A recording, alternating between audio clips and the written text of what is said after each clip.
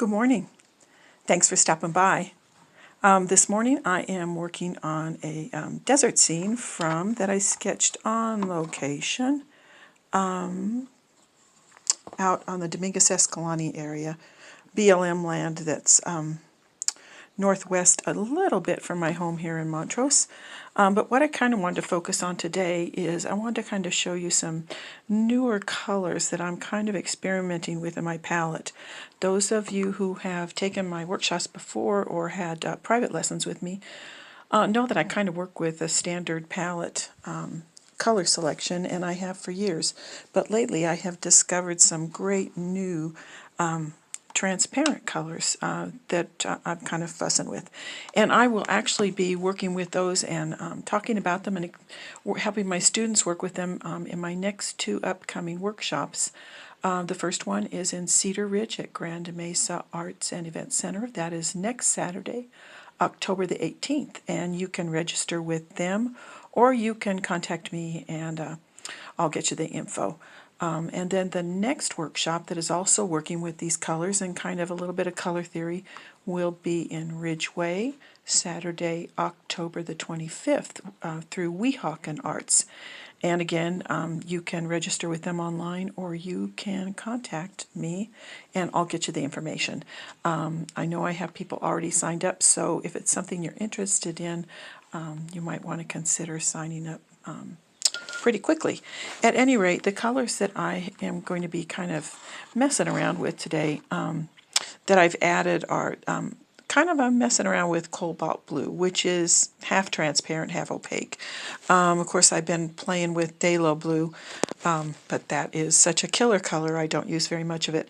I also found that there's a purple or a violet, if you prefer, that is transparent, and I used to just kind of make my own violet, and I still do, but I thought that's kind of a fun one to add to my palette. This is the phthalo blue, and as you can see, it is killer color. The cobalt blue is a little bit different for me. It's kind of a dusky blue. I don't know if I'm going to keep working with it or not, but I'm trying. I was recently introduced through a workshop to Viridian, which I have never used, but I found I can tone it down really nicely. Of course, you know, those of you who know me work, Cerulean and Ultramarine have been my standards for years, but it's time to get out of the rut. This is Hooker Green Dark, which actually looks pretty black on the palette. This is Hooker's Green just regular. I am still using Cad Yellow Light, though sometimes I do use Hansel Light, which I really like. This is Indian Yellow, which is transparent and wonderful for my technique. This is Transparent Yellow Azo. This is Chronocodine Red, and I just said that wrong, but too bad. It's also transparent, very cool. I've always used Alizarin Crimson. Then I discovered this wonderful Van Dyke Red, which tends to be brownish, and it is transparent, which of course I consider very important for my transparent style. This is Raw Sienna Transparent. And then of course my old standby, which is Burnt Umber or Raw Umber, and it is not transparent, but that's okay. Works really well for me for what I need. So these are some newer colors that I haven't used in the past, but I've been messing around with them, and I hope in my workshops that I can help my students play with them also. Again, those workshops next Saturday and then the following Saturday, October 18th, October 25th in Cedar Ridge, and the second one in Ridgeway. Okay, I had already started laying in a tree. It's a little dull, but I can go back and mess around with that. The rocks out at the Dominguez Escalante area are really, really very much orange, reddish tones. So what I'm going to do today is I'm going to go ahead and start with Van Dyke Red. I just love that. And I might throw in a little bit of the, so you can see here, some of the Indian Yellow. I really like that also. So remember, the way I work, I have to start light because I can't go back to light. I can, working transparent, I go light to dark. And I can always go darker, but I cannot go lighter. The rocks out there are really cool. This one was kind of an odd shape, but that's what it was.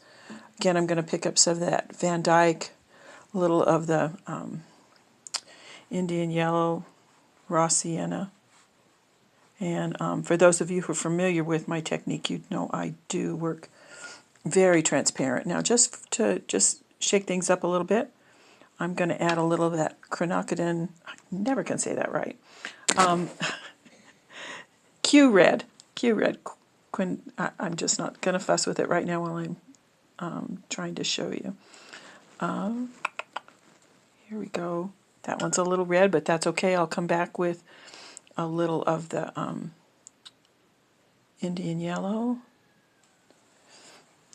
And again, you can see it. I'd already laid in the sky, which I don't normally do till later on, but I think I had, when I had started this, I think it was a class demonstration, and I kind of bop around a little bit different in a classroom situation.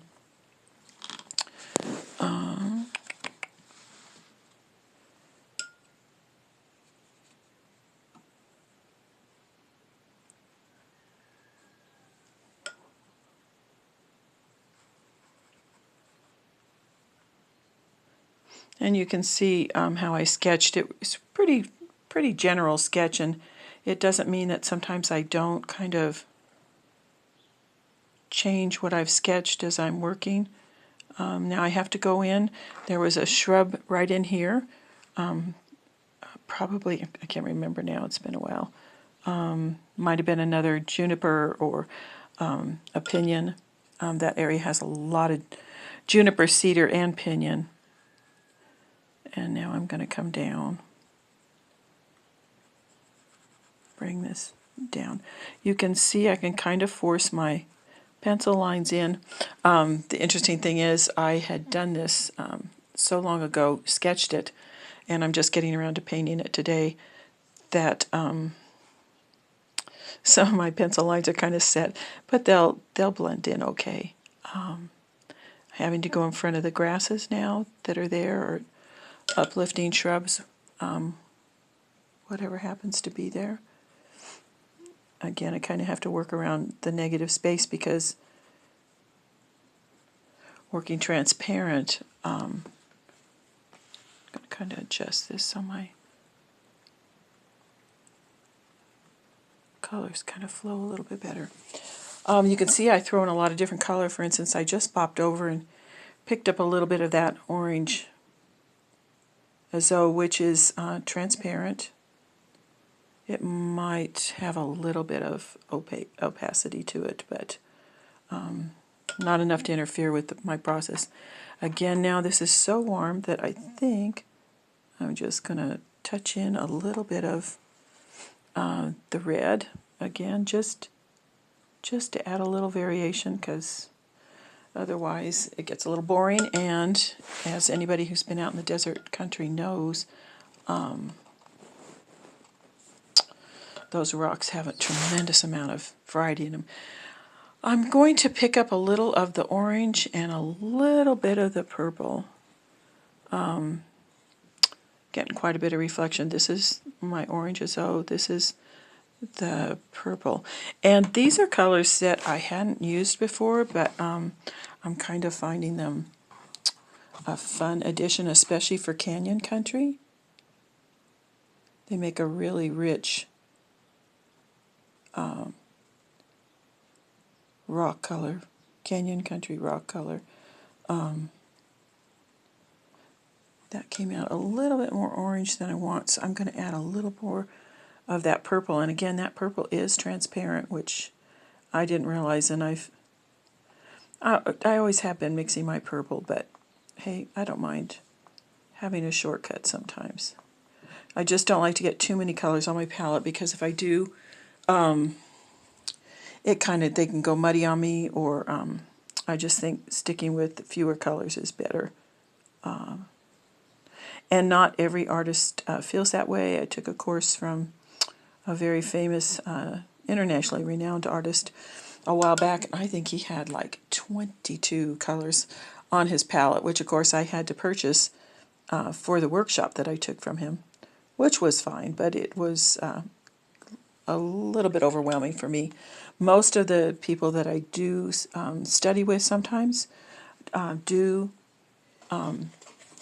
keep a more limited palette for several reasons. First off, if you're working outdoors, it makes it a lot easier, and I think it helps you keep your colors cleaner also, and tend not to get muddy. I'm going to throw in a very little bit down here in the bottom, ultramarine blue, because at this point I just want to start introducing those shadows. And again, you can see how watery I work. I know sometimes my students have a hard time getting watery enough for the technique that I do. On the other hand, some of my students have also taken wonderful courses from another local artist, Wayne McKenzie. Great teacher, but he works very heavy, traditional with the acrylics, and so he laughs every time my students show up in his workshops because he says, "You're adding too much water, you're adding too much water." It's kind of funny. And when they come to my class, I'm telling them, "You're not adding enough water, you're not adding enough water." So it's just kind of a difference in the way he and I work. His work is very lovely. You can look him up, Wayne McKenzie. He lives in Cedar Ridge, and he also teaches in the area. Okay, I have a pretty good start here. Have some kind of what I call magic happening as far as the shadows. And I can always go back, because I do work transparent, I can always go back and modify, deepen, whatever. One thing that I do want to point out, working with acrylics in a watercolor style, these colors are going to dry a lot lighter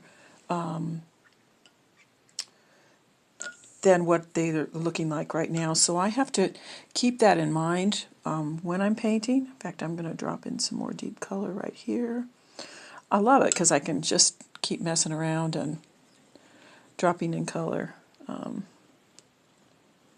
going to do these cliffs up here. Those of you who have taken my workshops know I generally do not use white. Once in a while I resort to it if I have to. And I can see on this one I'm going to have to come back and kind of redo my sky. Like I said, I did that in a workshop. I started this painting in a workshop for my students and then didn't work anymore on it. I'm going to kind of pick up some of that. In case you're wondering what this is a little triangle cut out of a magic eraser. You can pick them up at the dollar store or buy the name brand Mr. Clean if you so choose. They're great for lifting out and work pretty well. Oh, I was talking about white. I generally don't do white, but this last year I have found that introducing a little bit of white into my blues in the sky really helps me add some nice texture and depth to the sky, and so I will come back and work on this some more. I will use some white. Like I said, I did this so long ago. So now I'm going to come in and deepen up this area right in here.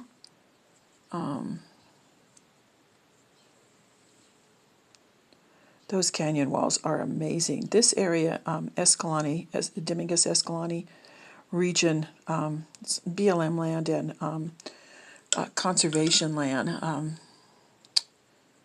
is just amazing. You have a river running down, actually just from this scene, probably just a quarter of a mile away.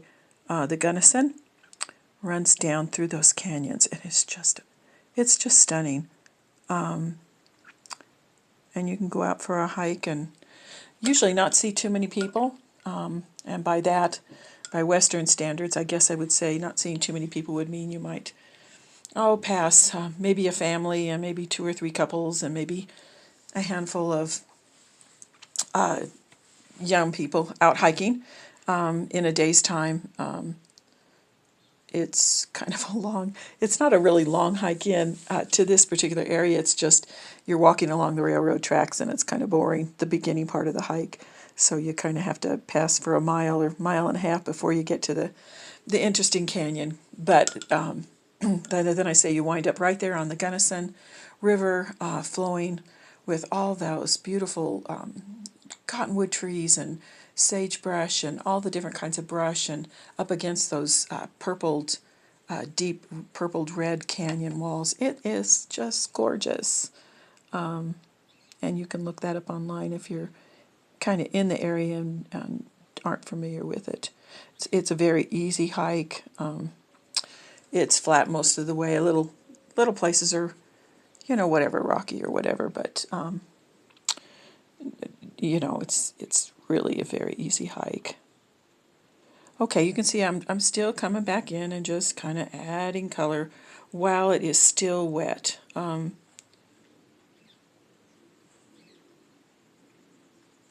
Because this is the time that I can have those wet and wet, exciting kind of things happen. I'm really pleased with the way this has already started out. Now right in here, to move it over, let's see, right in here, that is not deep enough in tone, so I'm going to come back in and, because that was in shadow down there. Now I've got that a little bit too blue, but that is not a problem. I'll just come back and add some Van Dyke red. It's interesting. Different colors tend to interact with each other differently, and I suppose that's the chemical makeup of them. Some of them blend really well together. Some of them turn a little grainy, which is kind of fun. I still haven't figured out totally how that works, but it's, that's why I love doing this. I've been painting this way for a very long time, like over 5 decades. So, and I love it because I'm still learning new techniques, learning new things about the colors. And I paint a lot. I mean, yesterday I painted 2 paintings in one day. Spent my whole day painting pretty much, but I love painting. And so it's fun to learn new things. Now this canyon back here is obviously distant, so I'm not going to use, I'm going to use cooler colors because it is more distant. There's more atmospheric haze, whatever, separating that area. I'm still going to throw in a little of the warm colors, but definitely they're going to be far more muted. Now this was a little, probably pinyon or going around it, tree on a distant hill. So I have to go around those, again, because I work transparent. Let's see. We're trying to keep it pretty more faded. Now I'm going to have to be careful right here, and I can fill that in later, but I don't want these 2 colors to bleed together. I do have a heat gun that I pull out to dry things quickly if I don't want to wait 10 minutes for something to dry. And of course our humidity is up today with all this wonderful rain. Whoops, that's the tree there. I have to go back over that. But I don't want to put that heat gun on while I'm talking to you because it would make it a little different. Hard to hear. So now I'm going to come back in because I do want some blue shadows, but because that's in the distance, I'm going to the cerulean blue, which is, if you'd like, the more, it's the lighter blue. And the reason I'm doing that is cerulean is one of those colors that pushes things off in the distance. And that was a little bit of alizarin, which I'm not sure I'm real happy with, but I am getting a lot of color in there, but again, this will fade out. So You can see the difference between the two areas. This area has a lot more deeper color, and I probably will still, while it's wet, drop in some more. This is more faded. That is really going to be down in shadow down in there. So I'm adding a little bit of the cerulean blue. And I'll come back after this is dry and definitely work the colors more. But this is my start. I'm grabbing some more cerulean and some of that Van Dyke red.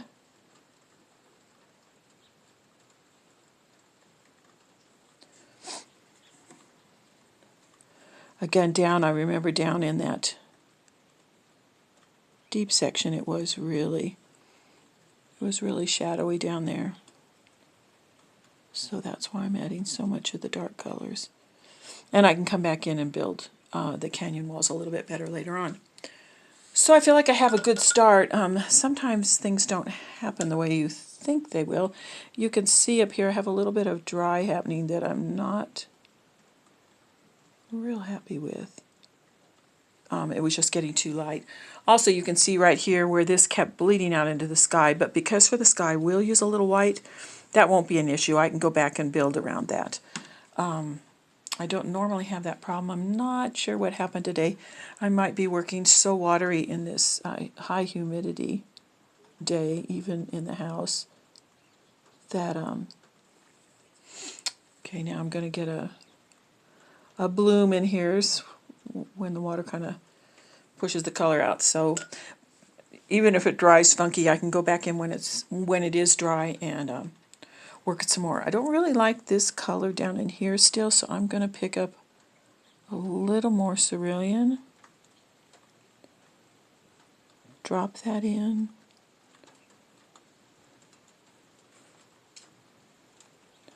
I really like what happened with the colors down here. They almost went green on me, but not quite. That's kind of the fun thing of working wet and wet techniques. You don't have a guarantee how things are going to turn out. But you can always, usually most everything you can correct later after it dries. But I feel like I have a pretty good start here. Pretty excited about it. I've been wanting to get to this scene for a long time. Just seems like other paintings got in the way. Sometimes I'll start a painting and then for whatever reason it gets shunted to the back, and then I come back to it and go, oh yeah, I've been wanting to work that piece. I always sketch on location and sometimes paint on location. Yesterday I painted one painting in the studio in the morning, and then we went up to the plateau outside where we live. It's about half hour from here, and I painted an aspen scene, which turned out really nice. Painted that on location, and today it's raining. Actually, maybe that was the day before. You know, I lose track of time. I think it was the day before. So for those of you who are trying to keep me honest, it wasn't yesterday. It was today's Saturday. It was Thursday we went up. Not that it really matters, but at any rate. And now we have this drenching rain, which means all the golden leaves up in the mountains will be gone. Okay. I love canyon colors. They're so much fun to do. So the new colors, for those of my students who have taken from me before, the new colors that I'm using are Van Dyke Red, which is kind of a reddish brown, transparent raw sienna. I should pull that stupid tube out so I can say it right. Quinacridone Red. For some of those who've taken more recent classes from me, you know I've been using Indian Yellow. The Viridian, I'm still playing with that. And I will use it on this painting. But I think that's enough to bore you with today. Again, if you're seeing this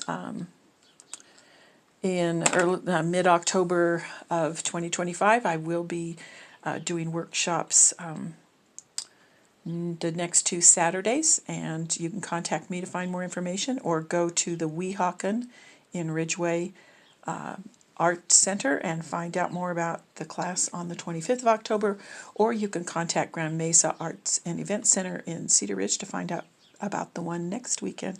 Hey, thanks so much for stopping by, and I hope you're having a great day too. Bye.